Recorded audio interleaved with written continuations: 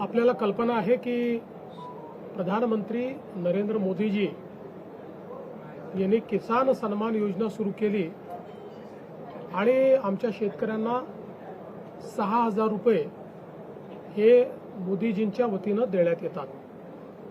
महाराष्ट्रामध्ये महायुतीच्या सरकारने देखील नमो शेतकरी महासन्मान योजना सुरू केली आणि या योजनेत आम्ही निर्णय घेतला की केंद्र सरकारच्या 6,000 रुपयांसोबत महाराष्ट्र सरकार देखील त्याच लाभार्थ्यांना शेतकऱ्यांना 6,000 रुपये देईल, म्हणजे महाराष्ट्रातल्या शेतकऱ्यांना एकूण 12,000 रुपये त्या ठिकाणी मिळतील।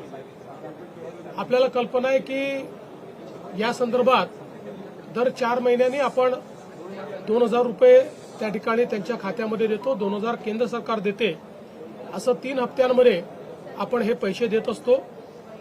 नुकताच प्रधानमंत्री महोदयांनी 20वा हप्ता या योजनेचा त्या ठिकाणी दिला आणि त्याच अनुषंगाने आता आपण देखील आज मंत्रिमंडळ बैठकीनंतर शेतकऱ्यांच्या खात्यामध्ये आपला नमो शेतकरी महासन्मान योजनेचा जो हप्ता आहे तो जमा करण्याकरता आपण कार्यक्रम केला आणि एका क्लिकवर हे पैसे आता जमा झालेले आहेत।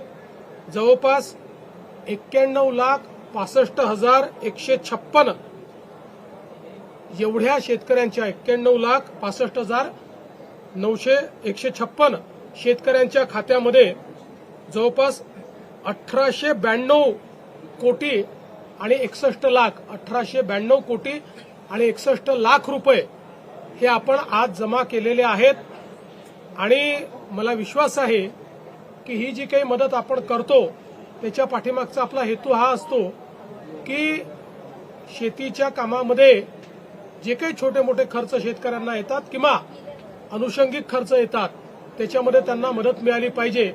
आणि निश्चितपणे आपल्याला कल्पना आहे की या महासन्मान निधीचं सर्वच शेतकरी सातत्याने स्वागत करतात, त्यामुळे आज ते पैसे आम्ही जमा केलेले आहेत।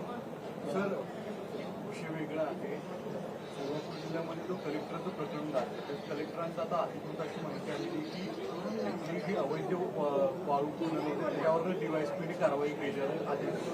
अजित पवारांनी जी धमकी दिली त्याच्यावर आता प्रश्न उपस्थित होता की अजित पवारांच्या बाबतीत कारवाई का होत नाही। बघा, असं आहे की या संदर्भात जी काही कायदेशीर कारवाई करायची ती कायदेशीर कारवाई झालेली आहे। प्रकरणाची अजून पूर्ण माहिती आणि रिपोर्ट हा माझ्याकडे आलेला नाही, तो जिल्हाधिकाऱ्यांना मी मागितलेला आहे, तुम्ही मागणार आहे। एक गोष्ट आपण लक्षात घेतली पाहिजे की अजितदादांनीही या संदर्भात स्पष्टीकरण दिलेलं आहे।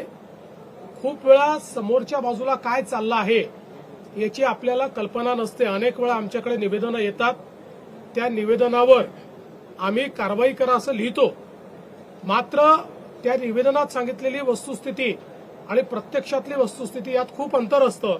मग अशा परिस्थितीमध्ये अधिकारी आमच्या नजरेस आणून देतात की आपण जरी कारवाई करा म्हटलं असलं तरी यांनी दिलेली वस्तुस्थिती योग्य नाहीये, खरी स्थिती वेगळी आहे आणि त्या आधारावर कामं होतात। त्यामुळे या संदर्भात आता अजितदादांनी खुलासा केलेला आहे आणि मी स्वतः या संपूर्ण प्रकरणाचा रिपोर्ट देखील मागितलेला आहे। सध्या तरी एवढंच मला असं वाटतं पुरेसं आहे। दुसऱ्या बाजूला राष्ट्रीय पातळीवरती आज उपराष्ट्रपती पदाची निवडणूक आहे। विरोधकांकडून असं म्हटलं जातं की क्रॉस वोटिंग होईल आणि एनडीएतले सुद्धा काही खासदार आमच्या युपीएच्या उमेदवाराला मतदान करतील। त्यांनी निश्चित स्वप्न पाहत राहावं। मी एवढंच म्हणेन, आगे आगे देखिए होता है क्या। महाराष्ट्रातून क्रॉस वोटिंग होईल, आगे आगे देखिए होता है क्या।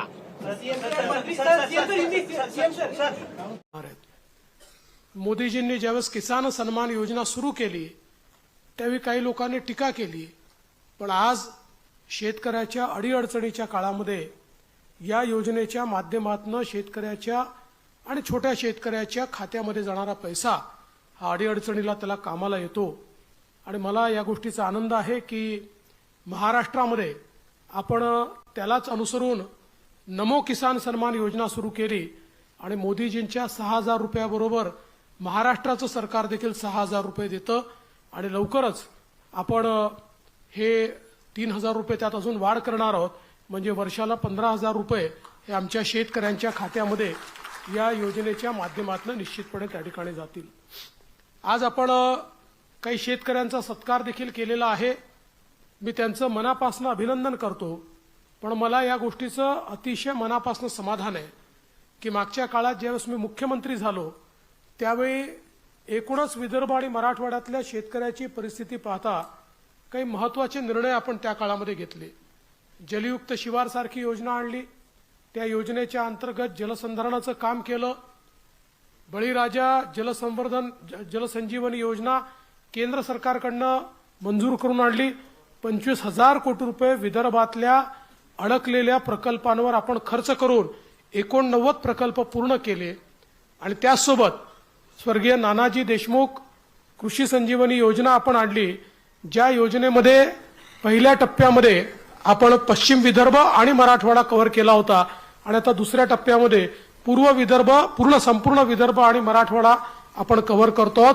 आणि या योजनेच्या अंतर्गत पूर्णपणे सॅच्युरेशन पद्धतीने कृषी अवजारं असतील, त्या ठिकाणी जलसंधारणाचं काम असेल, शेततळी असतील, त्या ठिकाणी ड्रिप इरिगेशन असेल, सगळं अनुदान पद्धतीने आणि लक्षांक न ठेवता एका गावात गेलं की त्या गावातल्या सगळ्या शेतकऱ्यांना सगळ्या योजनांचा लाभ द्यायचा, अशा प्रकारची योजना जवळजवळ 4,000 कोटी रुपये आपण खर्च केले. आता पुन्हा नव्याने 6,000 कोटी रुपये आपण खर्च करतोय आणि आज त्या योजनेमुळे अतिशय चांगलं काम हे सुरू झालेलं आहे. दुसरं, आपण वर्ल्ड बँकेच्या मदतीने स्मार्ट सारखी योजना तयार केली की ज्या योजनेमध्ये आमच्या शेतकऱ्यांच्या ज्या फार्मर प्रोड्युसर कंपन्या आहेत, गट आहेत, या गटांना विविध प्रकारचे त्या ठिकाणी रोजगारक्षम, ज्याला आपण कृषीवर प्रक्रिया करणारे उद्योग म्हणतो, ते उद्योग असतील किंवा कृषीमध्ये नवीन प्रकारचे कॅश क्रॉप त्यांना तयार करता येतील, त्या ठिकाणी ग्रेडिंग वगैरे असेल, अशा सगळ्या गोष्टी करता येतील, अशी एक समग्र योजना आपण सुरू केली. आज मला पाहताना आनंद वाटला की ज्या शेतकऱ्यांचा आपण या ठिकाणी सत्कार स्वागत केलं यातले बहुतांश शेतकरी हे त्या स्मार्ट योजनेतनं त्या ठिकाणी मोठे झालेले आहेत. आणि मला आनंद वाटला की एक एफपीओ तर आपला 100 कोटीवर पोहोचतो आहे. अर्थात त्यांनी जाता जाता मला सांगितलं, सूरजजी जर तुम्ही लक्ष द्या, त्यांचा 60 लाखाचा एक हप्ता बाकी आहे, तो लगेच देऊन टाका, नाहीतर आम्ही चांगलं काम केलं ना आमचा हप्ता अडकला असं नको. तर मला असं वाटतं की हे जे काही आपण वेगवेगळे त्या काळामध्ये इंटरव्हेन्शन्स केले, आज त्याचं एक मोठं फळ आपल्याला प्राप्त होत आहे. आता जी नवीन योजना आपण हातामध्ये घेतली ॲग्रीस्टॅकची, ही सगळ्यात महत्वाची योजना आहे. कारण ॲग्रीस्टॅकमध्ये आपण संपूर्ण शेतीचं म्हणजे फार्मिंग ज्याला आपण म्हणतो, या संपूर्ण सायकलचं डिजिटायझेशन करतो. ॲग्रीस्टॅक ही अशी योजना आहे की ज्या योजनेनंतर प्रत्येक शेतकऱ्याला इंडिव्हिज्युअली काय लाभ आवश्यक आहे, तो काय लाभ आपण दिलेला आहे, त्याच्या शेतीत काय तो उगवतोय, त्याच्यामध्ये काय त्याला मदत करायची आहे, त्याला कसा भाव मिळाला पाहिजे, त्याचा उत्पादन खर्च कसा कमी झाला पाहिजे, या सगळ्या गोष्टी करण्याची आणि दलाल विरहित कुठलाही मधला माणूस बाजूला काढून थेट त्या शेतकऱ्याशी संवाद साधून त्याच्या शेतीपर्यंत पोहोचण्याचं एक अत्यंत महत्वाचं साधन हे ॲग्रीस्टॅकच्या माध्यमातून होत आहे. 54% शेतकरी आता ॲग्रीस्टॅकमध्ये आलेले आहेत. 100% शेतकरी आपल्याला ॲग्रीस्टॅकमध्ये आणायचे आहेत, जेणेकरून कोण मालक आहे, त्याची जी शेती आहे, तो काय उत्पादन करतोय, त्याला कुठल्या योजना मिळालेल्या आहेत, कुठल्या योजना आवश्यक आहेत, त्या गावात कुठल्या योजना आवश्यक आहेत, अशा सगळ्या गोष्टीचं आपल्याला डिजिटल पद्धतीने त्या ठिकाणी पूर्ण आपल्या जो मॅपिंग असेल त्यातल्या गॅप आपल्याला भरून काढता येतील. आणि जो आपला महत्वाचा मुद्दा आहे की शेतकऱ्यांचं जो लागत मूल्य आहे, शेतकऱ्यांचा उत्पादन खर्च आहे, तो जर कमी करता आला आणि शेतकऱ्यांना आपल्याला बाजाराशी जर जोडता आलं तर त्याचा एक मोठा फायदा आपल्याला होणार आहे.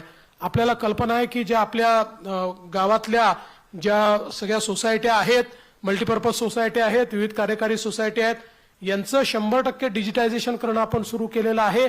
आणि आता याला मल्टी बिझनेस सोसायटीमध्ये आपण कन्वर्ट करतोय.